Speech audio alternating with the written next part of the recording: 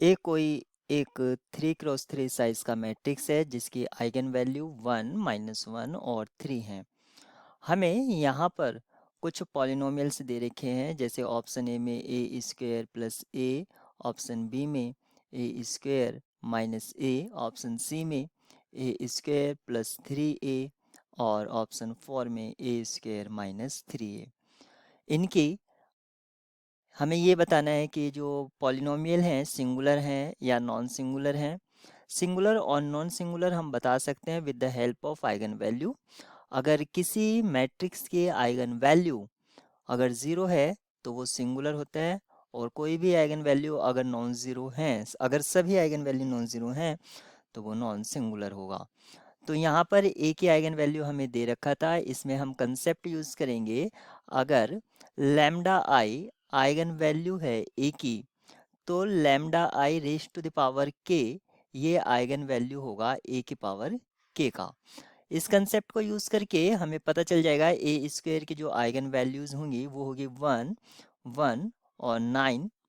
अब हम, जैसे कि ऑप्शन ए में दे रखा था कि ए स्क्वेयर प्लस ए, इसकी आइगन वैल्यू क्या होगी। तो सबसे पहले ए स्क्वेयर की आइगन वैल्यू थी 1, 1, 9, और ए की आइगन वैल्यू थी 1 -1 और 3। अगर दोनों को प्लस करते हैं तो क्या मिलता है, यहाँ से हमें 0 मिलेगा, यहाँ से 2 मिलेगा और यहाँ से 12। तो ए स्क्वेयर प्लस ए ये आपका नॉन सिंगुलर नहीं है क्योंकि एक आइगन वैल्यू 0 आ रही है।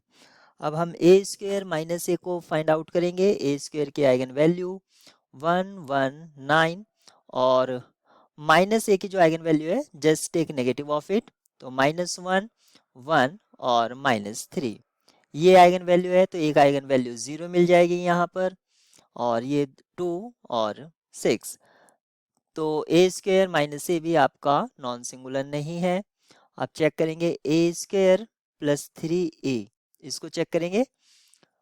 हम जानते ही हैं ए स्क्वेयर के आइगन वैल्यू जो हैं 1, 1, 9 और 3a की जो आइगन वैल्यू होगी 3 -3 और 9। इन दोनों को अगर हम प्लस करते हैं तो यहाँ से हमें सभी आइगन वैल्यू नॉन ज़ीरो मिलेगी, तो ऑप्शन सी करेक्ट होगा। और ऑप्शन डी को भी हम चेक कर लेते हैं। 1, 1, 9 ए स्क्वेयर की आइगन वैल्यू -3a, तो ये -3